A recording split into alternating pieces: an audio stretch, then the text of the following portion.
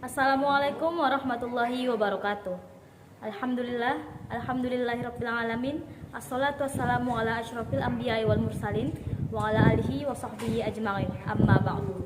Langkah yang pertama dan yang paling utama, puji syukur kehadirat Allah Subhanahu wa taala yang telah memberikan kita beribu-ribu nikmat. Di antaranya nikmat kesehatan dan nikmat kesempatan sehingga kita masih sehat walafiat seperti sekarang. Langkah yang kedua, sholawat bertangkaikan salam ke ruh junjungan alam Nabi besar Muhammad Sallallahu Alaihi Wasallam yang berlafazkan Allahumma sholli ala Sayyidina Muhammad wa ala ali Sayyidina Muhammad. Yang terhormat Ibu Rafika Fajrin, SPD MPD sebagai dosen pengampu mata kuliah Bahasa Indonesia di Poltekkes Kemenkes Semarang. Yang saya sayangi dan saya banggakan teman-teman sekalian mahasiswa-mahasiswi Prodi RMIK kelas Kendal Poltekkes Kemenkes Semarang. Berdirinya saya di sini untuk menyampaikan sebuah pidato yang berjudul Siapkah kamu untuk menjadi generasi emas? Teman-teman sekalian, perlu kita ketahui bahwa Indonesia merupakan negara dengan 1000 kekayaan alam di dalamnya. Tak hanya itu, sumber daya alam yang melimpah ruah serta adat istiadat yang sangat kental keestetikannya. Namun, tapi sayang, Indonesia masih merupakan negara berkembang di Asia. Cina, Hong Kong, Korea Selatan sudah mendapat status negara maju sejak lama. Nah, apakah Indonesia sudah tertinggal? Apakah Indonesia dapat mengejar? Apakah Indonesia bisa menjadi negara maju? Jawabannya iya. Indonesia masih bisa mengejar dan menjadi negara maju.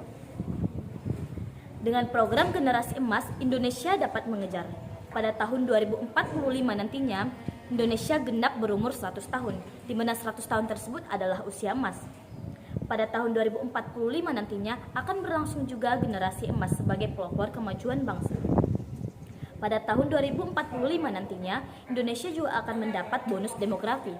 Bonus demografi adalah suatu kondisi bangsa di mana usia produktifnya lebih tinggi daripada usia non-produktifnya. Pada tahun 2045, usia produktif di Indonesia berjumlah 70% presentasinya, sedangkan yang non-produktif berjumlah 30% saja. Kan 2045 masih lama, mengapa harus kita persiapkan dari sekarang?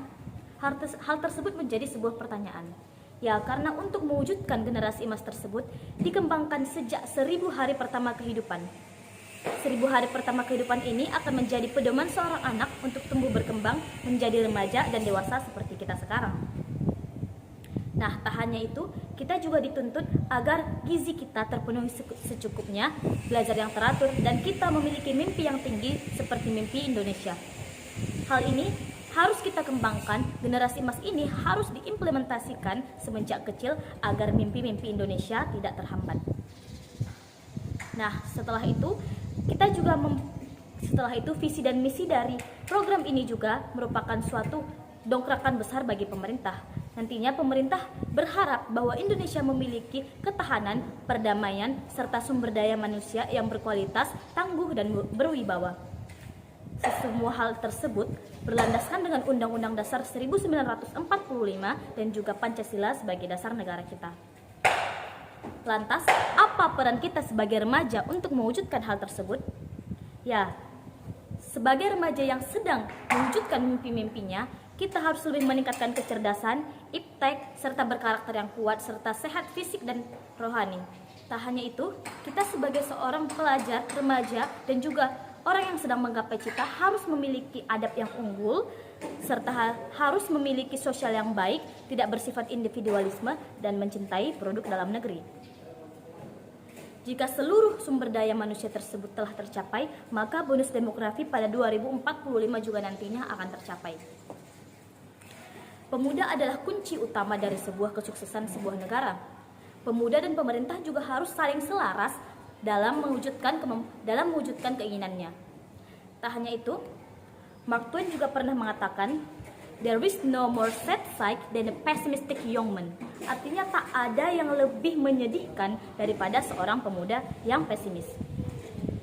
Wahai teman-temanku sekalian, wahai para pemuda dan pemudi Indonesia, wahai remaja-remaja bangsa Indonesia, marilah kita bersama-sama meningkatkan sifat Juang kita seperti para pahlawan terlebih dahulu, dan yang paling penting, meningkatkan kemampuan serta potensi kita dengan sebaik-baiknya. Karena masa depan Indonesia ada di tangan kita. Salam generasi emas. Sekian dari saya, apabila ada salah dalam pengucapan, saya mohon maaf. Terima kasih atas perhatiannya. Assalamualaikum warahmatullahi wabarakatuh.